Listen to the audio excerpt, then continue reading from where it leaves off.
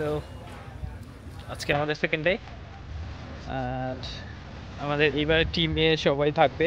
So এবারে টিমের ফ্রেমরে দেখতে পাবেন। And now C the real beauty.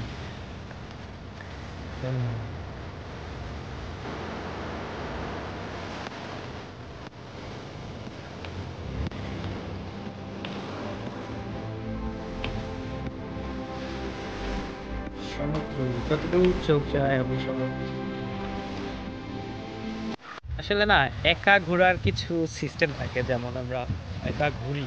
So একা ঘোরাতে কয়েকটা জিনিস থাকে, যেমন আপনি আপনার ফ্রেন্ডের সাথে আসলে একটা মজা করতে পারবেন।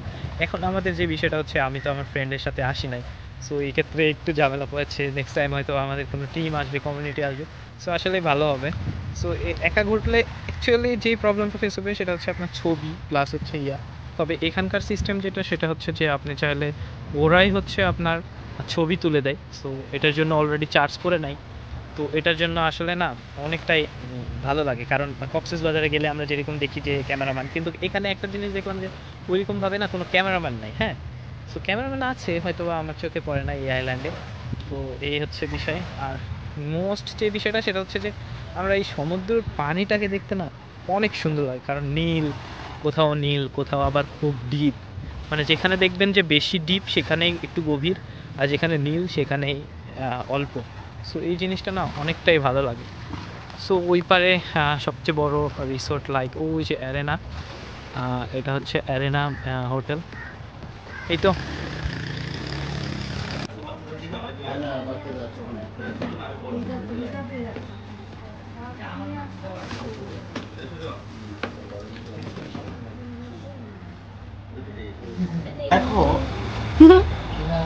কি নাম তোমার? লজ্জা পাচ্ছ?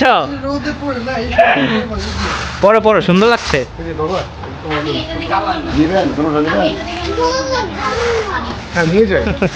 লজ্জা পাচ্ছে?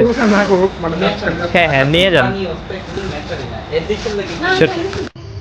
সো এরপরে আমরা অ্যাকচুয়ালি 3টা প্লেসে যাওয়ার জন্য রেডি হয়ে নিচ্ছিলাম। আমাদেরকে সব ইকুইপমেন্ট দেওয়া হয়েছে এবং আমাদের 3টা স্পট, একটা শার্ক স্নোকেলিং, একটা স্নোকেলিং ছিল, আর একটা হচ্ছে আপনার কোরাল স্নোকেলিং, আর একটা হচ্ছে স্যান্ডব্যাংক। সো স্যান্ডব্যাংকে আমরা যেতে পারি না ওয়েদার খারাপের কারণে। সো এই ভাই আমাদেরকে টোটালি গাইড করছিল, ওনার নাম রকি। সো উনিও বাংলাদেশি, আর আমাদের টিমমেটের যারা ছিল প্রায় সবাই বাংলাদেশি, এই জন্য আমাদের জন্য খুবই ভালো হয়েছিল। অ্যান্ড যেটা হয় সেটা হচ্ছে যে আমরা নীল পানির সমুদ্র দেখতে দেখতে আমরা আসলে আমাদের গন্তব্যস্থলে যাই। আমরা এখানে যেটা দেখবো সেটা হচ্ছে হাঙর দেখতে পাবো এবং কচ্ছপ কিছু দেখতে পারবো এবং কিছু মাছ দেখা যাবে এখানে। আসলে আগে যে স্কুবা করেছিলাম তার থেকে এটা একটু কাছে। সো এইটা করার জন্য আমরা টোটালি প্রিপেয়ার, এবং দেখা যাক, লাস্ট পর্যন্ত দেখতে থাকুন।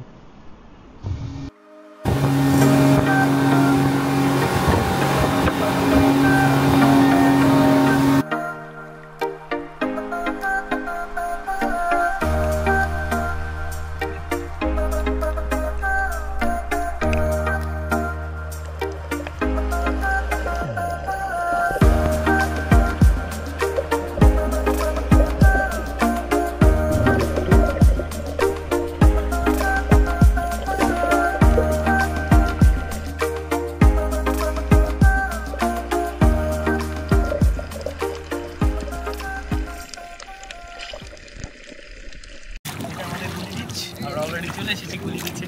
তো এখানে সবসময় দেখা যায় ভিড়, স্টিল নাও ভিড় আছে। ফাইনালি আমরা সেকেন্ড দিন পালন করছি। দেখা যাক, আরও অনেক কিছু প্ল্যান বাকি আছে সারাটা। Hey, hi, where are you from?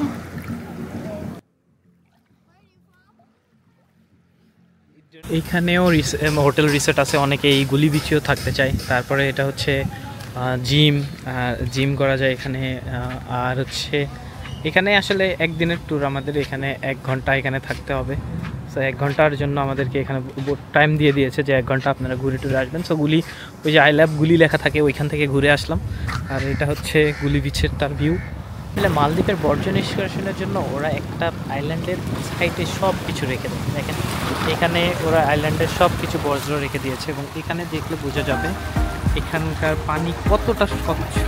আসলে সমুদ্র তো সমুদ্র, মহাসাগরটা এরকমই হয়।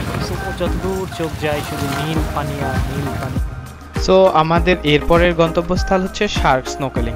সো আমরা হাঙরের সাথে একটু দেখা করব এবং এখানে দেখতে পাচ্ছেন আপনারা, তো এদেরকে আসলে টুনা মাছের স্মেল পেলে এরা চলে আসে। সো আমরা টুনা মাছ ওখানে দেওয়া হয় খাবার হিসাবে। দেন আমাদের এখানে একটা অ্যাক্টিভিটি হয়, দেন এখানে ড্রোন শ্যুটও হয়। সো আমাদের টোটালি ইভেন্ট এখানে হয়েছিল এবং হাঙরের সাথে অ্যাকচুয়ালি বিষয়টা হচ্ছে যে এই জিনিসটা দেখা, এইটা যে একটা কত অদ্ভুত নিয়ম। আমি যখন নিচে গিয়েছিলাম জাস্ট আমি মানে নিজেকে চিন্তা করছিলাম যে আমি অ্যাকচুয়ালি কোথায়। সো এখানে যেটা দেখতে পাচ্ছেন সেটা হচ্ছে যে হাঙর প্লাস টোটালি মাঝে মধ্যে ভয় লাগছিল, যা বললে নয় 3 ঢোক পানিও খেয়ে নিয়েছিলাম।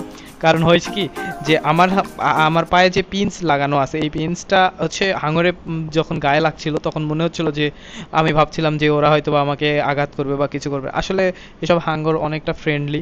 সো এই জিনিসটা কিভাবে যে বুঝায় আপনাদেরকে যে এত মধুর বা দেখতে এত সুন্দর লাগে।